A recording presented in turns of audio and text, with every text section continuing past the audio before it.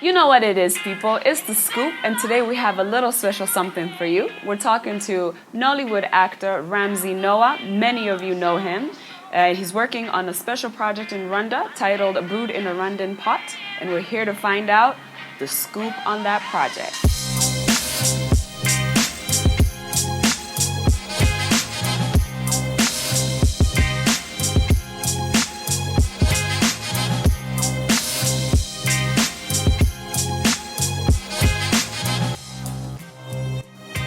Hi, my name is Ramsey Tokunbo.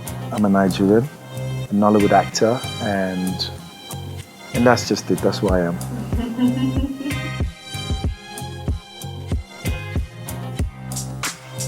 Yeah, what is my impression of Rwanda?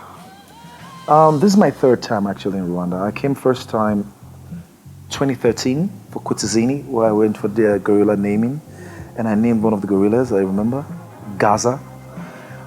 And it was fun. That was my introduction to Rwanda, and I was supposed to be here for like just a few days. It was an event that was supposed to last for just 2-3 days. I ended up staying 10 days because I didn't know like Rwanda was this beautiful. You know, people were that homely and hospitable. And you know how it is. Outside, everybody, when they talk about Rwanda, the first thing that comes to your tongue is, oh, the genocide and everything, which of course I discovered that. I mean, it's not like that at all. At all. It's like totally different, you know, peaceful place, loving place and all. So I stayed and it was fun. And since then, I've been back here twice.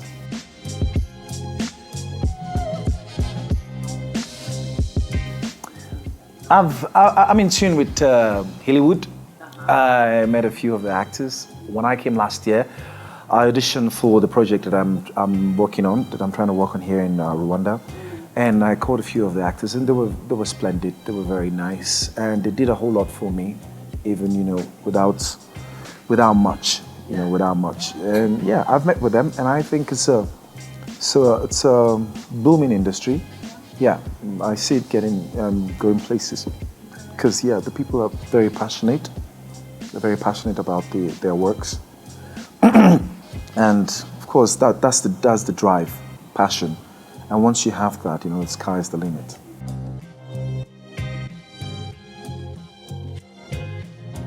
Yeah, so when I came 2013, they decided, RDB, I was with RDB and one of the staffs at RDB, Claire, as a matter of fact.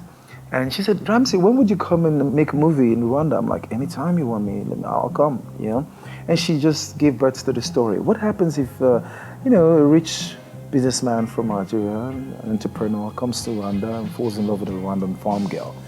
And I'm thinking, do you know that's a story right there? Really? And yeah, and that's the kickoff. And that's how we started. Just almost like a joke. And then we had meetings. We did the storyline. We worked on the story, we got a writer to work on it. And we've been on it. So basically when I came last year, I came with PowerPoint to present to potential investors. Because they wanted it to be on the international scene. And it was just to talk about Rwanda as a tourist destination, as a business investable destination, not the genocide destination of what people think of it. So we wanted to change that perception of people's mind on the international scale, international level, hence the movie. So that's what the project is really about. I don't want to go into details of the storyline and all of that, but that's just the tip of the iceberg, that we have for it. And it's a very good, a very, very good story, beautiful story that we've put together.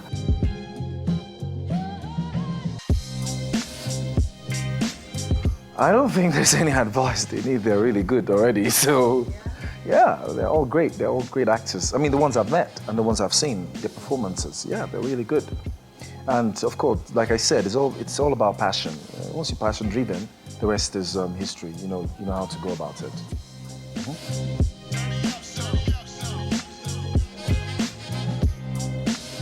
Yeah, professionally, I've been an actor for like 25 years now, and yeah, it started off like 25 years ago when I was actually looking for money for my external examination at the time. And I thought the acting would pay because that was a profession you could get into without any academic background whatsoever. As long as you can deliver, that's fine. So that's how I got involved.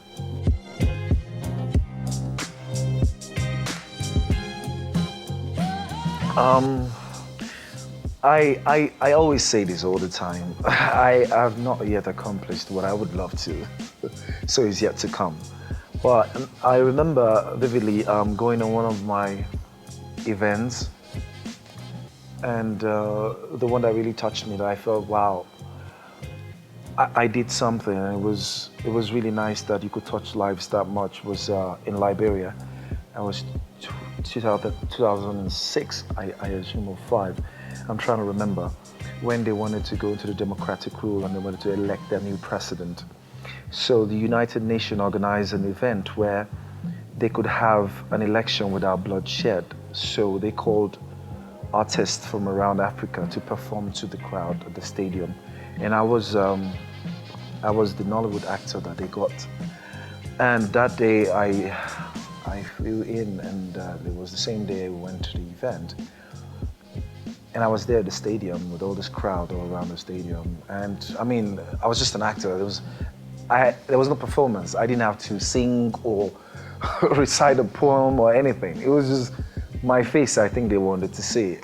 But it was quite compelling to find the crowd all there, and it was raining. It was raining. And in the rain, they all stood there and were still looking at me and was so happy to see me. And when they put me on the stage, I mean, I was on the stage, it was the center of the stadium, and the crowds were all around, the seating place of the stadium, but they had, barricades, so they couldn't come in. So we're on the field, on the stage, and they were trying to shield me with, umbrella. And I was thinking, no, it's not fair. I have all these people out there, in the rain, all because they're here to see me and stand in the rain, and I'm there also, and I'm being covered in the umbrella. So I said, no, I don't want the umbrella. And I thought also that it would be nice, just a distance. And they're looking at me and they're waving and shouting frantically, at me. And I decided to go around the barricade, and touch and shake every fan that I could, because that's the best I could do. It's not like I could sing to them, I could perform to them, or they could sing along to my song, or they could recite some of the lines in my movies, none of the above.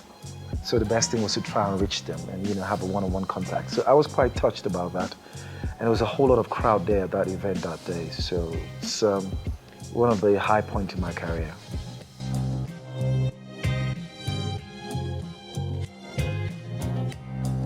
Oh yes, that one. I think it was pretty hard for me technically. Dangerous Twins. We shot it, I think, 2004, thereabout.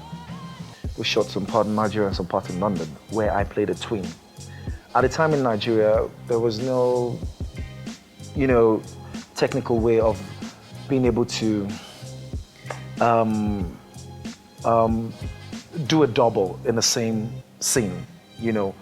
Have your, I don't know, I should go to double ganger or whatever, in the same scene, So it was we didn't have the software to achieve that back in the day. So it was like everything needed to be done live and direct between you and the camera. And so it was very, very tedious. Sometimes to shoot a scene where I'm playing where we have the same the characters in the same scene, could take us like a whole day or two, just one scene at a time. It was so technically tiring and draining for me. That was one of the most challenging roles I played, That's it.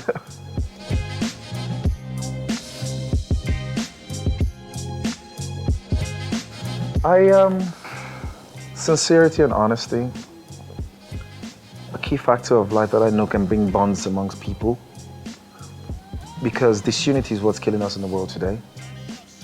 So if everyone is being sincere and honest to each other, then of course there will be a whole lot of less hates amongst ourselves. So my motto in life is sincerity and honesty. Be sincere and be true to you, then avoid a fake life, just be true to yourself. I like a situation where, also another key motto that I do is being real. I love being real, like absolutely just real to me and to everyone around me. You know, not live a life of what people expect of me, but live my life of who I am. You know, that's the truth.